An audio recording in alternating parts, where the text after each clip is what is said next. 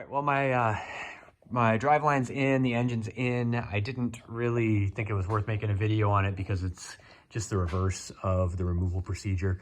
So I figured I'd save you guys some time. A couple things to note here as I continue to work on my clutch, though, is that I've got my remote bleeder here. It's hanging down. I'm going to actually snake this up through the engine compartment, but you'll notice that I also have a sleeve on here. This is a heat shield or fire protectant sleeve. It does not come with the kit. It's something that I put on separately. And the reason I do it is because this thing is going to run right past the exhaust manifold here. And on my last car, I had to replace this line because it ended up coming in contact with the exhaust manifold and just damaging it at the very least. And I was having some shifting problems, so I ended up replacing the remote bleeder line. So don't want to have to do that again. So I'm running that heat shield on it. The other thing that I'm going to do, you'll see I haven't connected my slave cylinder to my master cylinder yet. The reason for that is I'm going to take this opportunity to replace my clutch master cylinder. Two routes you can go with this. One is just to replace the stock master cylinder. That is definitely the easier route to go. Just basically twists out and back in, and it's the kind of thing you can do in a few minutes. I'm not going to go that route. I'm actually going to upgrade my master cylinder. The reason for that is that these stock master cylinders just seem to fail, and I've had really good luck with this Tilton unit. It's a kit that I also picked up from TIC. So it moves a little bit more volume, which means that you're going to have to actually adjust the clutch, and you'll use a little bit less throw on the clutch. So it'll be a heavier pedal, but you'll get a little bit more adjustability as the clutch wears.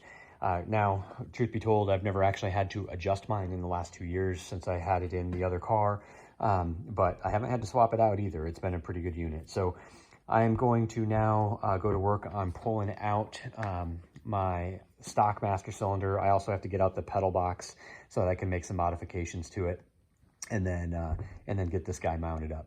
So more to come. All right, prepping to get the master cylinder out. I'm on my driver's side front fender or wheel well. I have removed the access panel, and then up inside here, you can see we've got this is the actual clutch master cylinder right here coming through the firewall.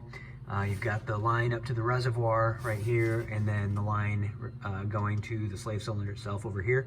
So this is a piece we're going to remove. In order to get it out, though, we've got to do a little bit of work inside the car. So coming on over here, you can see I've actually removed the seat. Reason for that is I'm going to be getting in here to lay on my back, and it's just a lot easier to get in and out this way. So doing my best to show you what we're doing. So inside here, we're gonna have to remove the clutch pedal. Doing that is gonna involve removing the dead pedal all the way to your left. And then up here on the clutch, I'll see if I can get a decent angle for you. There's a little retaining pin that goes to the rod. So we have to pop that retaining pin off. We'll pop off that rod, excuse me for the shake. And then we'll be able to essentially just twist from outside the car on that master cylinder and pull it out. Then from there will be three 13mm nuts that are really hard to get to that will allow us to pull the pedal itself out. And then we'll make some quick modifications to it so that we can attach the TIC master cylinder. So I'll show you that stuff once I've actually got the pedal out of the car. It'll be a little bit easier to see. All right, well, with the clutch assembly out of the car, we can get a little bit better look at it. This is the guy. I've already taken the spring out just to give me a little bit more room to get to the 13mm nuts that are holding it in place. So you can see there's one there, and one over here. And getting to them is a little bit tight. So you'll be kind of getting up in there probably with some type of a ratcheting wrench.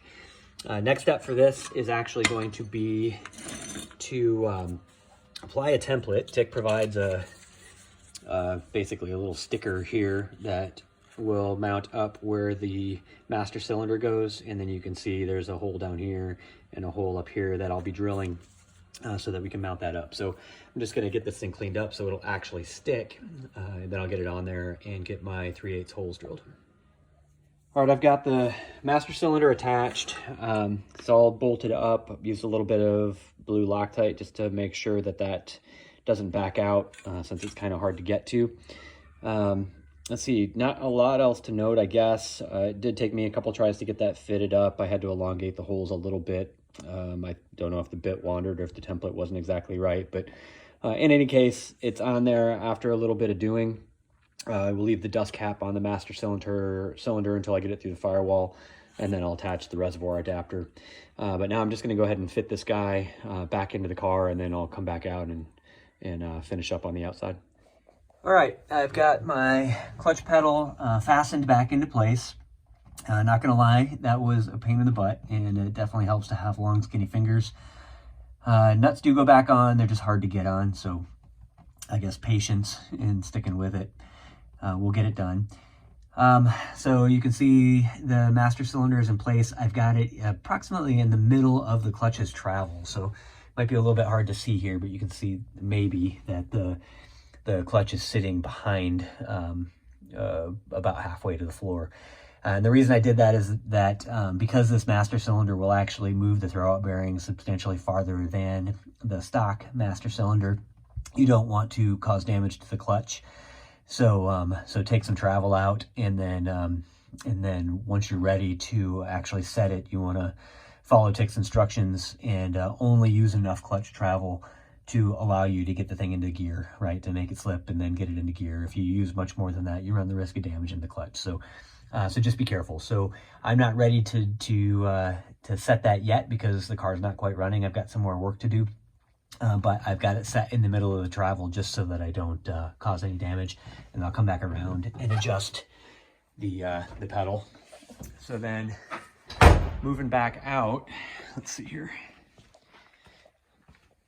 As I glance down at my master cylinder, you can see I have everything connected. So the AN fitting is on. I've got the reservoir cap on, and then the hose is running from the reservoir, up to the reservoir, forgive me. It's something to note is that in here, this fluid was just black, and even when I drained it, there was a bunch of sediment down in the bottom. So since I had everything disconnected, I went ahead and cleaned it out thoroughly. No point in contaminating a brand new system with a bunch of gunk. So I cleaned that out. Let's see, my remote bleeder is up here.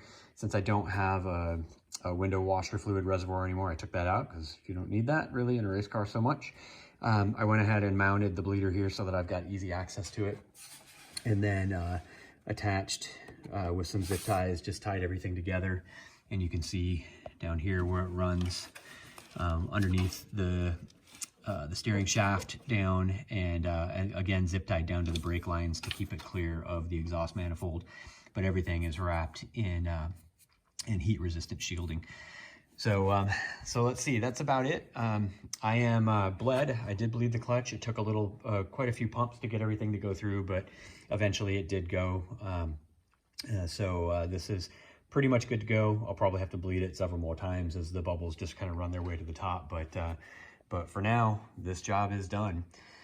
Definitely not a super easy job. That just getting that pedal box in and out of there requires a lot of patience. You'll just have to decide if it's worth the effort to run the adjustable master cylinder, or if you want to stick with the factory setup. That's easier to change, but you'll have to change it more often.